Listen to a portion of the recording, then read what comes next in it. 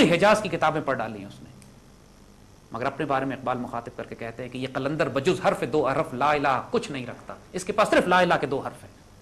مگر اقبال کا جو عشق رسول ہے، یہ کیفیت بیٹا لوگوں کو سمجھ نہیں آ سکتی جب تک اس کیفیت کو آپ دل میں محسوس نہ کریں، خود گزرے نہیں اس میں۔ اقبال کے سامنے آپ رسول اللہ صلی اللہ علیہ وسلم کا اسم مبارک لیجئے، دھاڑے مار مار کے بچوں کی طرح روتے تھے، لوگوں کو سمجھ نہیں آتی تھی ہو کیا گیا ہے۔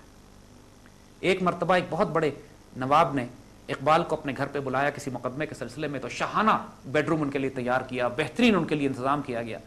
اقبال جیسے ہی بستر پہ لیٹے ہیں رات کو سونے کے لیے، تو ایک دم یہ خیال آیا کہ جس نبی کے ہم امتی ہیں، میرے آقا نے تو ساری زندگی بوریے پہ گزار دی، اور جن کے صدقے تمہیں یہ سب کچھ ملا ہے، تم اتنے عالیشان بستر پہ کس طرح سو گے؟ رو رو کے ہچکیاں بن گئیں، دھاڑے مار مار کے روتے رہے، تکیا اٹھا کے باتھ روم میں چلے گئے، باتھ روم کے فرش پہ تکیا لگا کے ساری رات لیٹے، اس کمرے کو نہیں استعمال کیا، صرف اس خیال کی وجہ سے کہ یہ خیال آ گیا کہ میرے رسول تو زمین پہ سوتے تھے، میں اتنے بڑے بستر پہ کیسے سو۔ کیفیت کی بات ہے، یہ عشق رسول ہے، یہ ادب رسول ہے بیٹا۔ اب یہ کیفیات، ایک واقعہ آپ کو اور سناتے ہیں۔ فارسی میں ایک شعر ہے جس کا مفہوم ہے کہ اگر 1000 دفعہ بھی میں اپنے منہ کو گلاب سے دھوؤں، تب بھی وہ اس قابل نہیں ہوتا کہ حضور کے اسم مبارک کو لے سکے۔ ایک واقعہ بہت پرانا، پاکستان بننے سے پہلے کا ہے کہ کسی اسکول میں انسپیکشن تھی، انسپیکٹر باہر سے آ رہے تھے اسکول کا معائنہ کرنے کے لیے، تو کہا گیا کہ بچوں سے کہ اپنی طرف تیاری کر کے رکھو، سوال جواب کیا جائے گا۔ ایک مسلمان بچے کو کھڑا کر کے انسپیکٹر باہر سے آنے والا سوال کرتا ہے کہ مسلمانوں کے نبی کا نام بتاؤ۔ چونکہ وہ ہندو سکھ سارے مکس ہوا کرتے تھے، لہذا سوال کیا گیا مسلمانوں کے نبی کا نام بتاؤ۔ وہ بچہ چپ۔ استاد نے کہا کہ تمہیں نام نہیں آتا؟ بچہ چپ۔ بچے نے کہا جی آتا ہے۔ بتاؤ۔ چپ۔ بچے نے درخواست کی سر میں تھوڑی دیر کے لیے باہر سے ہوا۔ استاد نے کہا نہیں تم کہیں نہیں جا سکتے۔ غصہ آنا شروع ہوا اس کو، پرنسپل کو بھی غصہ آیا، اور جب اس بچے نے مزید اصرار کے باوجود حضور کا اسم مبارک نہیں بتایا تو انہوں نے اس کو مارا، بہت مارا، اتنا مارا کہ اس کی نکسیر پھوڑ دی۔ ایک واقعہ بہت پرانا، پاکستان بننے سے پہلے کا ہے کہ کسی اسکول میں انسپیکشن تھی، انسپیکٹر باہر سے آ رہے تھے اسکول کا معائنہ کرنے کے لیے، تو کہا گیا کہ بچوں سے کہ اپنی طرف تیاری کر کے رکھو، سوال جواب کیا جائے گا۔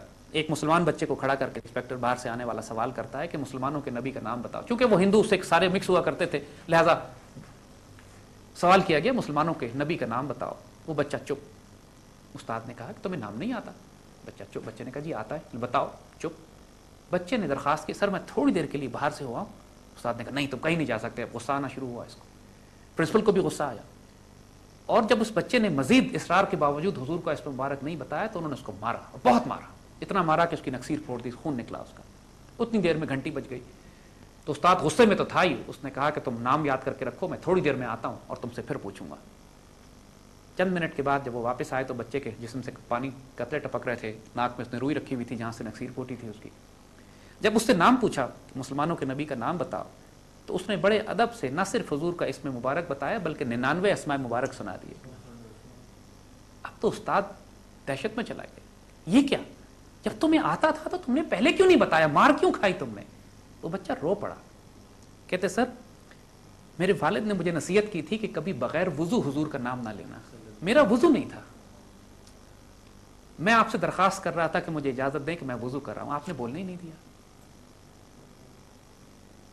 بیٹا یہ ادب رسول ہوتا ہے، یہ بانصیب لوگ ہوتے ہیں، یہ ادب بچوں کو سکھایا جاتا ہے۔ حضور کی حدیث شریف کے اپنے بچوں کو ادب سکھاؤ۔ یقین کرو صرف ادب رسول اپنے وجود میں لے آؤ، دیکھو برکت اور خیر کس طرح کھلتی ہے، قرآن کیسے کھلتا ہے، حضور کا فیض کیسے آتا ہے۔ کسی بے ادب اور گستاخ کے نصیب میں کچھ بھی نہیں ہے، اور با ادب محبت اور ادب کرنے والے کے لیے کائنات کے خزانے ہیں۔ اسی لیے ہم ادب رسول کی پہلے بات کر رہے ہیں، ہم فقہ کی بات، قرآن کی بات، تفسیر کی بات، حدیث کی بات بعد میں کریں گے۔ ادب رسول نہ ہو پھر کچھ بھی نہیں ہے۔ صرف حضور کی نسبت سے، حضور کا یہ فرمان ہے عالی شان کے جس میں آپ نے فرمایا کہ اہل مدینہ کے لیے بھی نرمی کرو کہ یہ میرے ہمسائے ہیں، تو مسلمان بادشاہوں کا طریقہ رہا ہے یہ کہ مدینہ کے لوگوں سے ٹیکس نہیں لیا کرتے تھے، مدینے کے لوگوں کی سزائیں کم تھیں، اہل مدینہ پہ نرمی کی جاتی تھی، صرف اس لیے کہ نسبت رسول ہے۔ ہمارے بڑوں میں، بزرگوں میں آج بھی سلسلہ ہے کہ پتہ لگے کہ کوئی سید ہے حضور کے خاندان سے، تو اس کا ادب اور عزت اور احترام اس وجہ سے اکثر کرتے ہیں۔ ایک بڑا خوبصورت واقعہ، پیر کرم علی شاہ صاحب ماشاءاللہ بیرا شریف کے، ان کے پاس ایک آدمی آیا اور وہ کہتا ہے میں سید ہوں اور مجھے 2 بیل چاہیے۔ اب سب لوگ جانتے تھے کہ یہ سید نہیں ہے، یہ علاقے کا کوئی دوسری قوم کا آدمی. تو کسی نے پیر صاحب کو سمجھانے کی کوشش کی، لیکن پیر کرم علی شاہ صاحب عاشق رسول، آپ نے سب کو منع کر دیا اور کہا کہ ٹھیک ہے، تم میرے گلے سے بہترین بیل جو ہیں وہ لے جاؤ. تو وہ گیا اور بڑے شوق سے 2 بیل لیے اور چلا گیا. تو لوگوں نے کہا کیا سرکار، ہم نے آپ کو سمجھانے کی کوشش کی کہ یہ سید نہیں ہے، اس نے غلط بات کر کے آپ سے یہ بیل لے لیے. فرماتے ہیں کہ میں جانتا ہوں کہ یہ سید نہیں ہے، لیکن اس نے جس ہستی کی نسبت کا نام لے لیا ہے اس نسبت کا ادب کرنا مجھ پہ واجب تھا، اور میں نے جانتے ہوئے یہ خاموشی اختیار کی کہ وہ نام اتنا بڑا لے چکا ہے کہ اب میں یہاں پر اس پر اعتراض نہیں کروں گا. یہ ہوتے ہیں عاشق، یہ ہوتے ہیں ادب والے لوگ.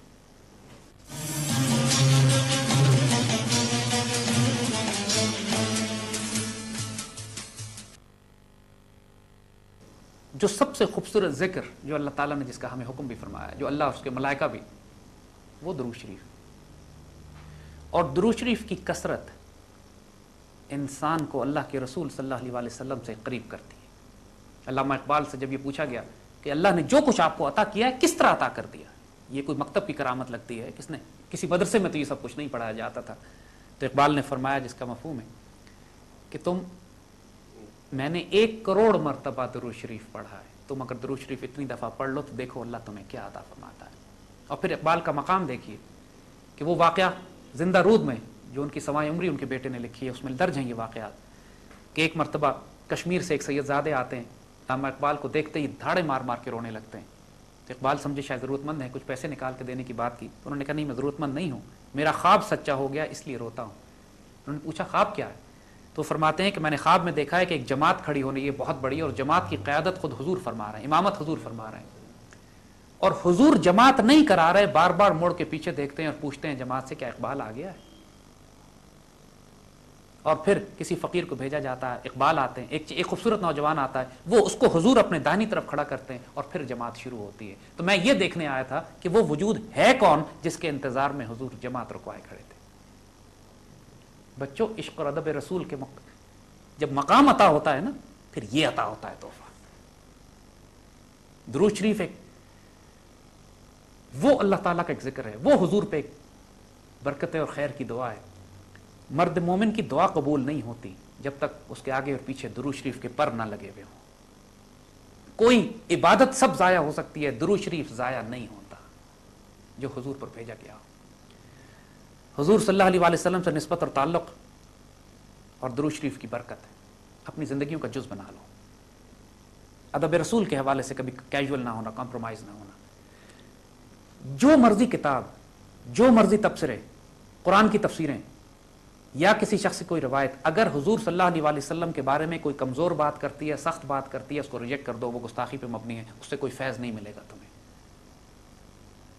کسی کتاب کو، کسی تفسیر کو اگر جانچنا ہے کہ یہ ٹھیک ہے یا غلط ہے، صرف یہ دیکھو کہ حضور کے معاملے میں اس نے ادب رسول کا رویہ اختیار کیا ہے یا گستاخی سے لفظ استعمال کرتا.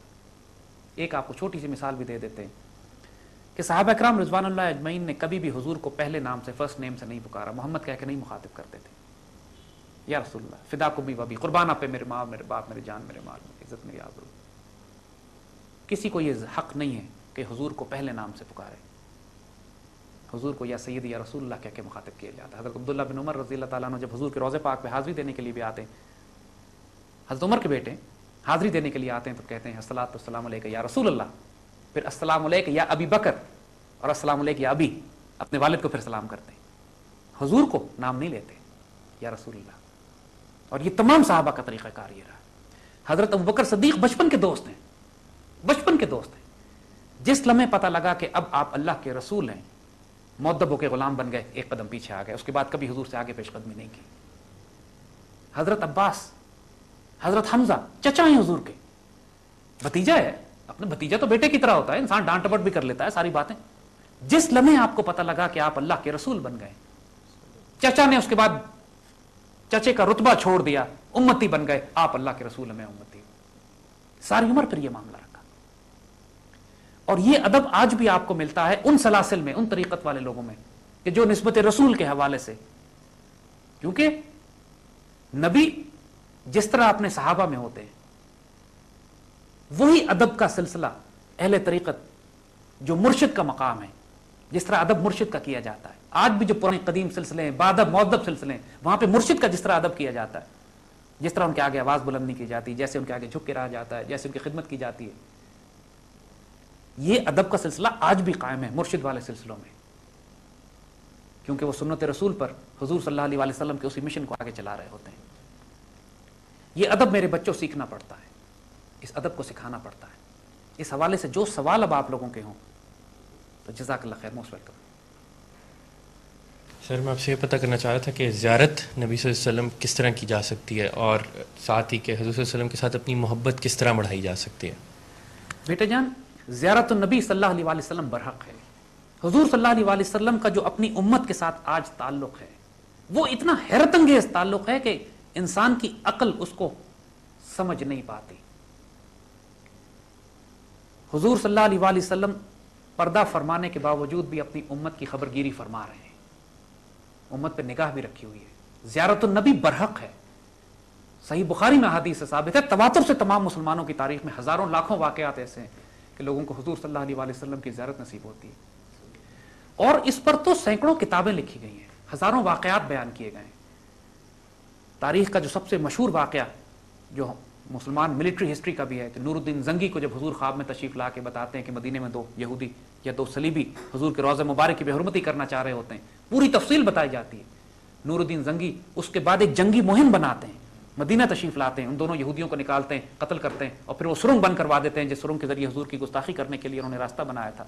اور پھر وہاں سیسا پلائی ہوئی دیوار ڈال دی جاتی ہے جو آج تک روضہ مبارک کے گرد قائم ہے. تو بیٹا یہ واقعہ اتنی بڑی دلیل اور نشانی ہے کہ حضور نے نور الدین زنگی کو سلیکٹ بھی کیا، اس کی زیارت بھی، ان کو زیارت بھی نصیب ہوئی، ان کو انسٹرکشنز بھی ملی، ایک مسلمانوں کی جنگی مہم بھی بنی، اور پھر مسلمانوں کو بہت بڑے فتنے سے بچایا بھی گیا. میرے بچے، حضور کی احادیث مبارکہ اس معاملے میں بالکل واضح ہے.